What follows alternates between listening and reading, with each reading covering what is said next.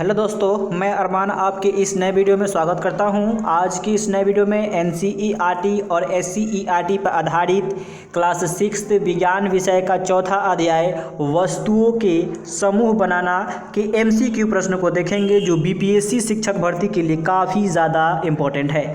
आइए इसके फर्स्ट प्रश्न को सोल्व करते हैं। इससे पहले आपसे एक छोटी सी रिक्वेस्ट है कि यदि आप इसके क्लास नोट्स को नहीं देखे हैं तो एक बार अवश्य देखने का प्रयास करें। आपके प्लेलिस्ट में वीडियो पड़ा हुआ है। आइए इसके फर्स्ट प्रश्न को देखते हैं। वैसा पदार्थ जिनसे होकर वस्तुएं अस्पष्ट रूप से या धुंधली दिखाई देती है उसे कहते हैं पारदर्शी कहते हैं, अपारदर्शी कहते हैं, परभासी कहते हैं, उपयुक्त में से एक से अधिक या उपयुक्त में से कोई नहीं। तो जो अस्पष्ट रूप से या धुंधली दिखाई पड़ती है उसे हम परभासी कहते हैं। ऑप्शन नंबर सी इसमें हमारा सही उत्तर है। अगला प्रश्न हमारा है 2 नंबर। निम्नलिखित पर विचार करें। निम्नलिखित पर विचार कीजिए या विचार करें। निम्नलिखित पर विचार कीजिए। नींबू का रस, सिरका, अलकतरा, ऑक्सीजन, मिट्टी का तेल उपयुक्त में से कौन सा जल में विलेय है? तो आइए दोस्तों इसमें देखिए, जो आपका नींबू का रस होता है ये जल में विलेय होता है, सिरका भी जल में विलेय होता है, इसके अलावा अलकतरा जल में विलेय नहीं है, मिट्टी का तेल भी जल में विलेय नहीं है, ऑक्सीजन भी जल में विलेय है। तो इसमें देखिए 1 आपका 2 और 4 सही है। उपयुक्त में से कौन सा जल में आपका विलेय है? तो ऑप्शन नंबर डी हमारा सही उत्तर हो जाएगा। केवल 1, 2 और 4। अगला प्रश्न की ओर बढ़ते हुए निम्नलिखित पर विचार कीजिए। निम्नलिखित पर विचार कीजिए। तेल लगा कागज, कांच, वायु, वैक्स पेपर उपयुक्त में से कौन सा परभासी है? परभासी मतलब कि जो आपका धुंधला दिखाई देता है। तो तेल लगा कागज प्रभासी का उदाहरण है। वैक्स पेपर भी किसका उदाहरण है? तो प्रभासी का उदाहरण है। तो इसमें 1 और 4 खोजना है। तो इसमें केवल 1 दिया गया है, केवल 2 और 3 ये भी गलत। आपका सी नंबर आपका करेक्ट हो जाएगा। इसमें केवल 1 और 4 दिया गया है। अगला प्रश्न 4 नंबर की ओर। किसी पदार्थ का द्रुतिमय का अर्थ है। किसी पदार्थ का द्रुतिमय का अर्थ है पारदर्शी, पारभासी, चमकीला, कठोर। तो द्रुतिमय का अर्थ है किसी पदार्थ का चमकीला होना। अगला प्रश्न 5 नंबर की ओर। वर्गीकरण आवश्यक है। वर्गीकरण आवश्यक है वस्तुओं को व्यवस्थित करने हेतु, वस्तुओं एवं पदार्थों के गुणों को आसानी से समझने हेतु, यह भी सही बातें है। मनोरंजन हेतु ये गलत बातें हैं। उपयुक्त में से एक से अधिक, उपयुक्त में से कोई नहीं। तो हमारा 1 और बी दोनों सही है, इसलिए हमारा सही उत्तर हो जाएगा डी, यानी कि उपयुक्त में से एक से अधिक इसमें से सही है। अगला प्रश्न 6 नंबर की ओर बढ़ते हुए। गैस को किसी बर्तन में रखने पर उसकी तली में बैठ जाएगी, बी में है उसमें पूरी तरह से फैल जाएगी, उसके केवल ऊपरी हिस्सा में फैलेगी। तो सबसे पहले यहाँ पे सोचना है कि जो गैस का आपका गुणधर्म है कि गैस के आकार एवं आयतन दोनों क्या होते हैं? अनिश्चित होते हैं। और साथ ही साथ जो गैस के जो कण होते हैं वो काफ़ी दूर दूर होते हैं, जिसके कारण उसमें जो आकर्षण बल होता है नगण्य होता है, जिसके चलते उसके जो कण होते हैं पूरे स्वतंत्र रूप से आप गति करते हैं, यानी कि पूरे तरह से उसमें क्या हो जाएगा? फैल जाएगा। ऑप्शन नंबर बी हमारा इसमें सही उत्तर है। 7वां प्रश्न। निम्नलिखित पर विचार कीजिए। गर्म जल में ऑक्सीजन की घुलनशीलता बढ़ जाती है। ये तो गलत बातें है, क्योंकि गर्म जल में ऑक्सीजन की घुलनशीलता क्या होती है? घट जाती है।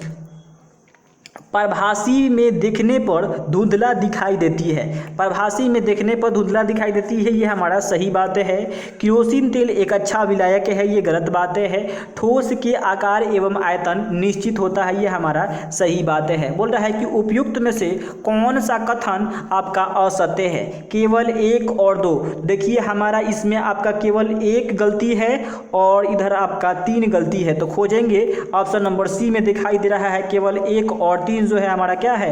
असत्य है। अगला प्रश्न की ओर। अगला प्रश्न हमारा 8 नंबर है। निम्न में कौन सा पदार्थ जल के अलावा भी घोलक हो सकता है?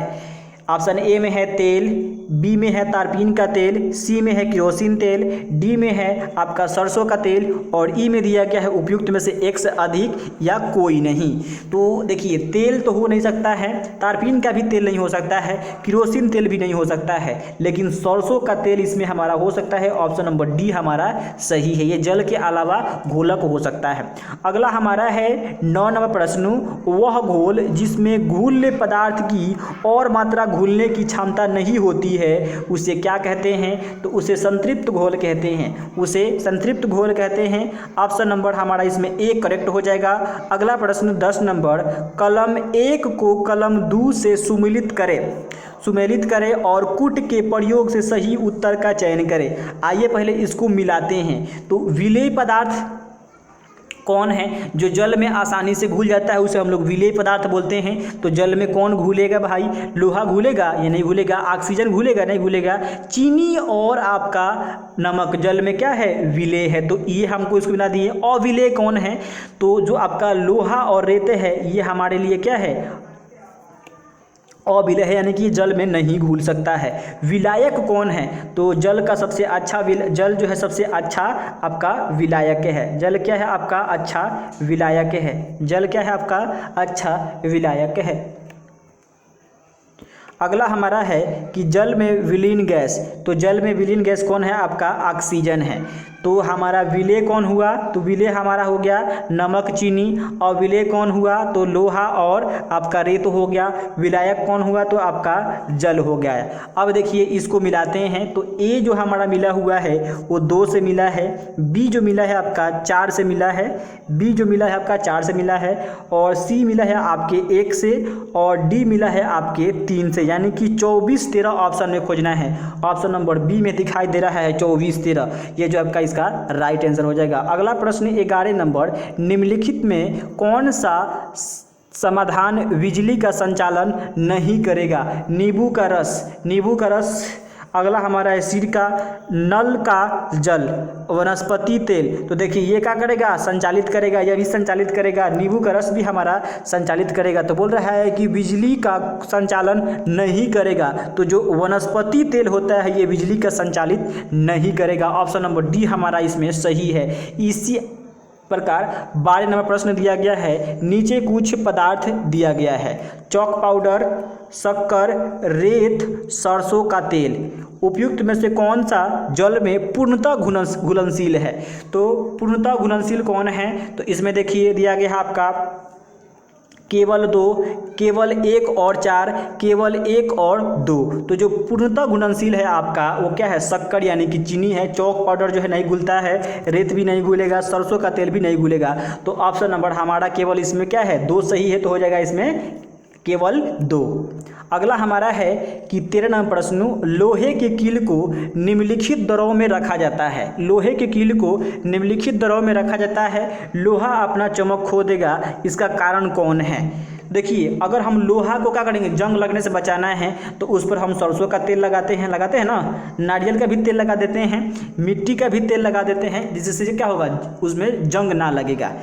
अब यहाँ पे देखिए पूछ रहा है कि अपना चमक खोगा। चमक यानी कि उसका रंग परिवर्तन हो रहा है। तो रंग परिवर्तन कब होता है? जब कोई रासायनिक अभिक्रिया होती है। तो जो आपका जो शीतल पेयजल है ये आपका H2O है, और आपका लोहा ये जब अभिक्रिया करता है अम्ल से, इसमें कार्बोनिक अम्ल पाया जाता है, अभिक्रिया करता है तो ये अम्ल बढ़ाता है, जिसके कारण ये क्या अपना चमक खो देता है। तो शीतल पेय में अपना जो है लोहा चमक खो देगा। ऑप्शन नंबर बी इसमें सही उत्तर हो जाएगा।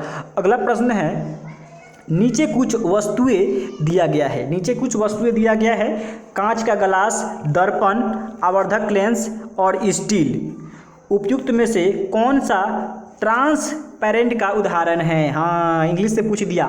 ट्रांसपेरेंट मतलब कि पारदर्शी का उदाहरण है। तो कांच का ग्लास क्या है? पारदर्शी है। आवर्धक लेंस भी क्या है? पारदर्शी है। लेकिन दर्पण जो होता है उससे क्या होगा?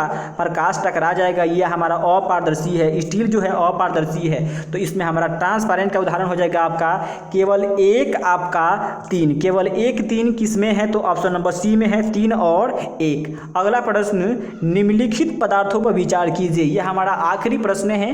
निम्नलिखित पदार्थों पर विचार कीजिए। देखिए पहला इसमें दिया गया है, एक में पंख, प्लास्टिक की गेंद, दो में दिया गया है लकड़ी, सिरका, सूती धागा, थर्मोकोल, शहद, पीन। उपयुक्त में से कौन सा पदार्थ जल में तैरेगा? जल में तैरने की बात हो रही है, कौन सा पदार्थ जो है जल में तैरेगा? तो देखिए लकड़ी जो है आपका जल में तैरेगा, लेकिन सिरका जल में क्या होगा? नहीं तैरेगा। अगला हमारा है शहद। शहद जल में क्या होगा? ये जो है बैठ जाता है। पीन भी आपका बैठ जाता है। अगला हमारा है पंख। ये जो पंख जो है जल में तैरता है। प्लास्टिक की गेंद भी जल में तैरता है। सूती धागा, सूती धागा जब तक नहीं भींगा हुआ है, जब तक नहीं भींगा हुआ है ये क्या है? जल में तैरेगा। जैसे भींग जाएगा पूरी तरह से ये जल में डूब जाएगा। थर्मोकोल तो क्या होता है? नहीं डूबता है। तो इसमें देखिए ऑप्शन हमारा एक केवल जो है सही है, जो दोनों जोड़ी को बता रहा है। उपयुक्त में से कौन सा पदार्थ जल में तैरेगा? तो केवल आपका एक सही है। तो ये था पूरा टोटल 15 प्रश्न वस्तुओं का समूह बनाना से। अगर वीडियो आपको पसंद है तो वीडियो को लाइक कर दीजिए और फटाफट अपने फ्रेंड के पास भी शेयर कर दीजिए। इसके क्लास नोट्स को नहीं देखे हैं तो आवश्यक कि प्लेलिस्ट में वीडियो है, एक बार देखने का प्रयास जरूर कीजिए। तब तक मिलते हैं अगले चैप्टर को लेकर। तब तक के लिए धन्यवाद। Thank you for the watching this video.